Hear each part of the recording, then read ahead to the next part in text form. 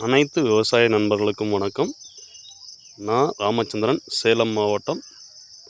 அதாவது பார்த்திங்கன்னா, நம்ம இப்போ பார்த்துட்டு இருக்கிற தோட்டம் சம்பங்கி பார்த்திங்க அப்படின்னா சேலம் மாவட்டம் நாலுகால் பாலம் அப்படிங்கிற ஏரியாவில் இருக்குது.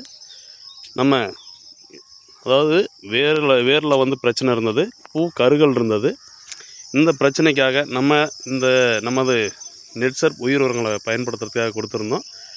இதை பயன்படுத்திட்டு இருந்ததுக்கு அப்புறம் இந்த செடி எப்படி இருக்குது அப்படிங்கிறதையும், விவசாயி அவர்களுக்கு திருப்தியாக இருக்குதா அப்படிங்கிற தகவலையும் நம்ம இதை பயன்படுத்தின விவசாயி லோகநாதன் அண்ணாங்க அவர்கள்கிட்ட கேட்டு தெரிஞ்சுக்கலாம்.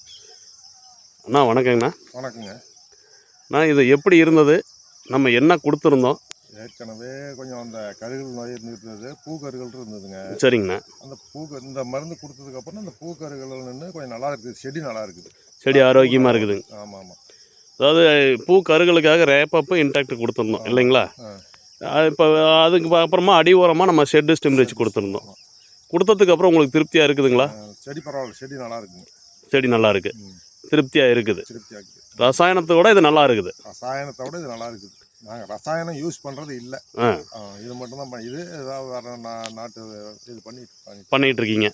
அப்போ இதுக்கு மேலே நம்ம வந்து பக்கத்தில் இருக்கிற விவசாயிகளுக்கும் மற்றவங்களுக்கும் சொல்லலாம். மற்றவங்களுக்கும் சொல்லலாங்க. அதை யாரும் ஏற்றுக்க மாட்டேங்கிறாங்களா? எத்தனை சிக்கலாக இருக்குது. நம்ம சொல்கிறத சொல்லலாம், நம்ம சொல்கிறது சொல்லலாம்.